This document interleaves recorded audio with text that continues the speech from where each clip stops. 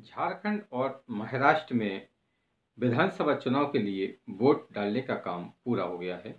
इसी के साथ में कई राज्यों की विधानसभा सीटों के उपचुनाव के लिए भी मतदान संपन्न हो गया है। आज हम बात कर रहे हैं झारखंड की। झारखंड में इस समय कांग्रेस और झारखंड मुक्ति मोर्चा की सरकार है। हेमंत सोरेन जी झारखंड के मुख्यमंत्री हैं। लेकिन कल हुई वोटिंग और इसके पहले एक चरण में वोटिंग और हुई थी।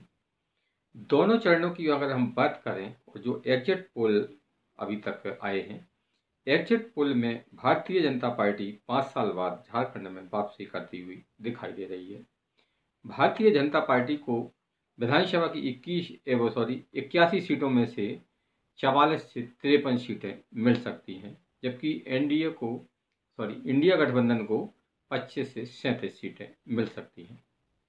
तो झारखंड में एग्जिट पोल के जो नतीजे हैं उनमें ये आंकड़े बताए गए हैं।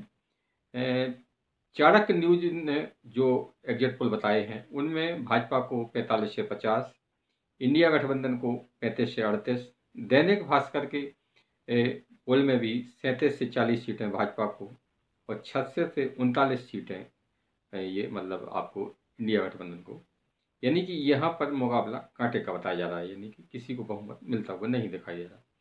टाइम्स नाउ की बात करें तो यहाँ पर 40 से 44 सीटें भाजपा को और 30 से 40 सीटें इंडिया गठबंधन को मिल सकती हैं। अधिकतर जो एग्जिट पोल आए हैं उनमें भारतीय जनता पार्टी को झारखंड में बहुमत मिलता दिख रहा है। अब हम झारखंड की वोट परसेंटेज की बात करें तो झारखंड में पिछले चुनाव की अपेक्षा इस बार वोटिंग ज़्यादा हुई है। जब भी किसी राज्य में सरकार बदलती है तो वोटिंग परसेंटेज बढ़ता है। झारखंड में पिछले फेज में अगर देखें तो जो वोटिंग हुई थी उससे 3 या 4% ज़्यादा वोटिंग इस बार हुई है, यानी कि वहाँ की मतदाताओं का मूड है कि सरकार बदलने का। और ये हम आपको ऐसे ही नहीं बता रहे हैं, छत्तीसगढ़ और राजस्थान इसका सबसे बड़ा उदाहरण है।